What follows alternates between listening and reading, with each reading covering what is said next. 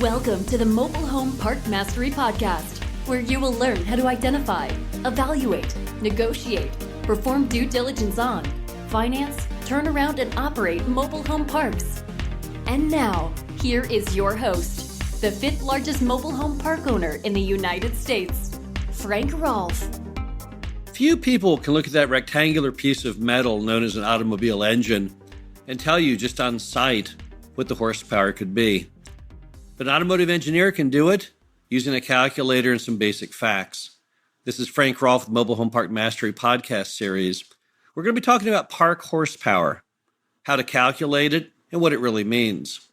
Now, in the world of automobiles, horsepower is the power that's transferred to your axle to your wheels that makes the car go. The more horsepower, typically, the faster the car can go. Of course, there's a lot of additional variables like the weight of the car and the type of tire and the type of terrain.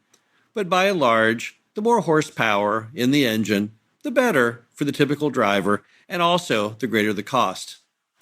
In the mobile home park industry, horsepower actually has a different name. It's known as EBITDA. EBITDA stands for earnings before interest, taxes, depreciation, and amortization. Basically true cash flow. EBITDA really means the revenue less the expenses before any additional items are taken out that have nothing to do with actually how much money it makes, such as your note payment, your personal income tax, and depreciation. Now, to calculate the maximum EBITDA or horsepower in a mobile home park, we've got to know just a few items. The first is how many usable lots the park has. The second is, what are the market rents? The third item is, what is the utility system constructed like in the park? And then finally, are there any bill-back regulations that would preclude you from having the residents pay their own water and sewer cost? Now let's model this out to start off with. Let's say you've got a 50-space mobile home park. The market rent is $300 a month. So you have 50 times 300, 15,000 times 12. $180,000 of potential total revenue. And we'll deduct from that the expense ratio. If you've got city water and city sewer, and you are allowed to bill it back, in that case, you would have 180,000 times 0.7, because you have a 30% expense ratio. That would be the industry norm in that construction. And that would give you a total EBITDA of $126,000 a year. Pretty good for a 50-space park, I think we would all agree. If, however, on the same park, 50 times 300 times 12, $180,000 of revenue, we can't bill the water sewer back to the resident, but the park must pay it itself, either because you have private utilities or the law does not allow it. That's going to give you a 40% expense ratio, and that's going to yield a potential EBITDA, or horsepower, of $108,000 a year. So that's how we kind of calculate what is our total horsepower, or in this case, EBITDA of a mobile home park. But what else do you need to know about those variables before you can even do the calculation? Well, the first is how many truly usable lots you have. Let's say that mom and pop has a mobile home park and it's got 50 lots, but of those 50, 10 of those are small and can only be used for RVs. Now that's changed the calculation. Now instead of 50, we've got 40 times 300 times 12. And then let's assume, again, the residents are paying their own water and sewer, so 30% expense ratio. Now our EBITDA or horsepower has dropped to $100,800 a year. But now let's turn to the rents. Let's assume that mom and pop are charging a rent right now of $300, which we just modeled, but in fact the market is $400. Therefore, we know after closing on the park, over a small number of years, we'll be able to bring the rents up to market levels. So now we are at 50 times 400, the market lot rent, times 12, times 0.7, assuming the residents pay their own water and sewer. Now I've got an EBITDA or a horsepower of $168,000 a year. So significantly higher. So what does it all mean? If I can calculate the EBITDA, then I can calculate how much money the park can derive. So shouldn't I always be looking for the parks with the highest ability of creating EBITDA?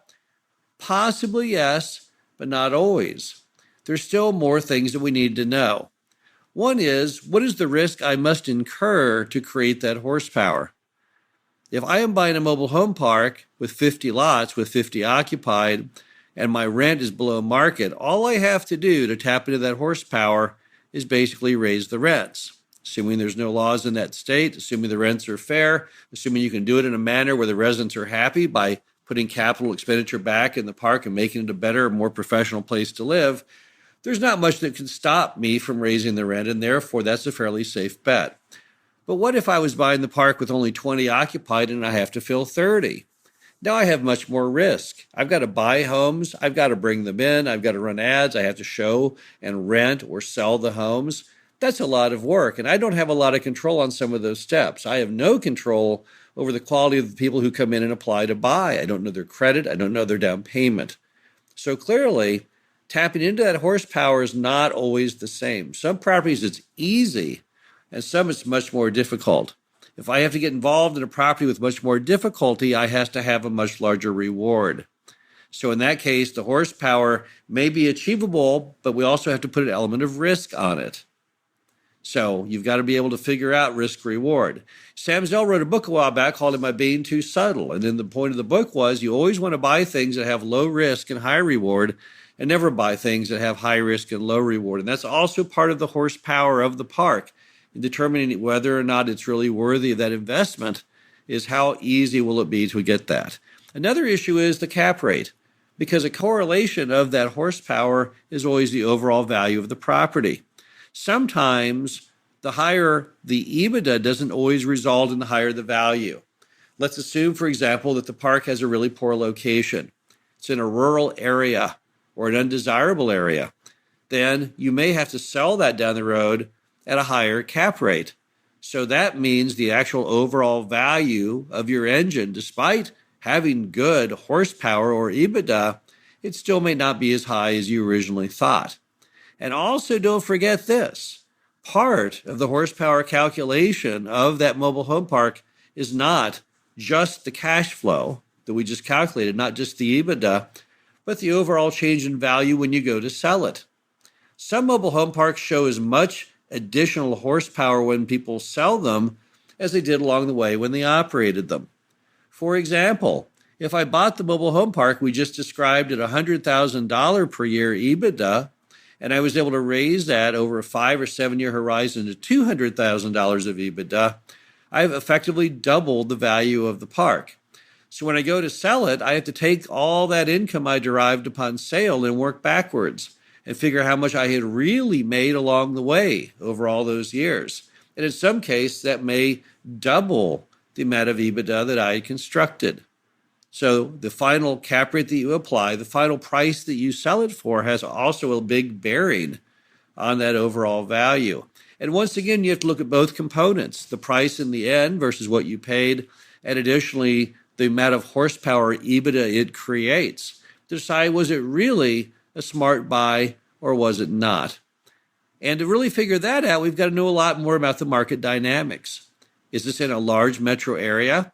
Are the home prices high? Are the apartment rents good? Even such items as the permit itself. What's the risk of the city trying to block you from bringing in new lots? What's the potential for the city to try and cause you problems or grief as you go along? So there's really quite a few elements we have to factor in to our overall horsepower calculation. But I guess one thing you're hearing here is that most mobile home parks have the ability to increase their horsepower a lot. I've been criticized often for commenting that lot rents in America are far, far too low. But I can't back down from that assertion because it's completely true and fully supportable. Don't believe me? Just listen to Charles Becker at Duke University. An economist at Duke, Becker wrote a paper here a couple years ago that declared that lot rents in America on mobile home parks were far too low. He has no political ties to the industry. He doesn't own a mobile home park. It wouldn't matter to him whether he said they were too high or too low. He was simply trying to make an observation based on fact. What's happening across America is most of our lot rents are far too low because moms and pops didn't want to raise them. They were concerned that it would drive out their residents And equally, they enjoyed a lot of the affection on the part of the residents, and they were afraid if they raised the rents, people wouldn't like them anymore.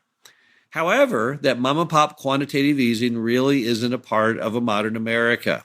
As the industry matures and it's sold to more groups that are trying to run these as professional businesses, they're going to be less concerned about getting Christmas cards and more concerned about providing good rates of return to investors.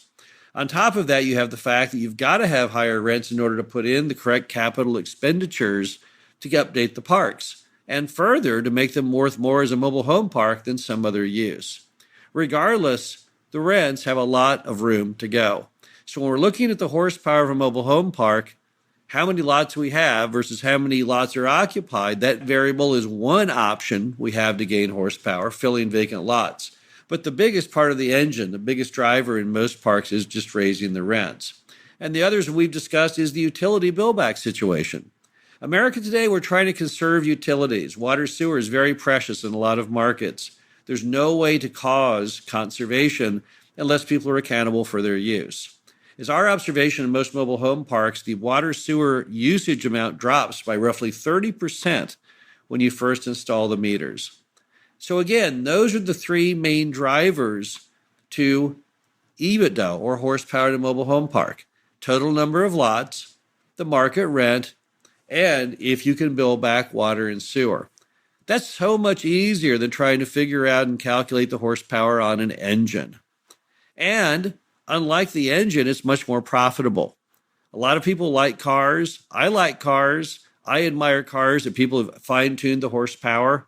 I admire hot rods and all kinds of supercars and everything else known to man. I live in Missouri. It's a car culture here. We're always looking at cars, going to car shows. But let's face it, if you eke another 100 horsepower out of the engine on that Chevrolet, probably not as profitable use of time as eking an extra $50,000 out of the EBITDA of a mobile home park. Again, horsepower is always an interesting topic, and every mobile home park does have an ultimate horsepower. You can actually map out where it will top out at. And the only variable to what you map out is going to be if over time you can raise the rents even higher. This is Frank Rolfe of the Mobile Home Park Mastery podcast series. Hope you enjoyed this discussion of mobile home park horsepower, and we'll be back again next week. Thank you for listening to the Mobile Home Park Mastery podcast. Be sure to visit us at mhpmastery.com to subscribe to the show, read our show transcriptions, and access all of our great information on mobile home park investing.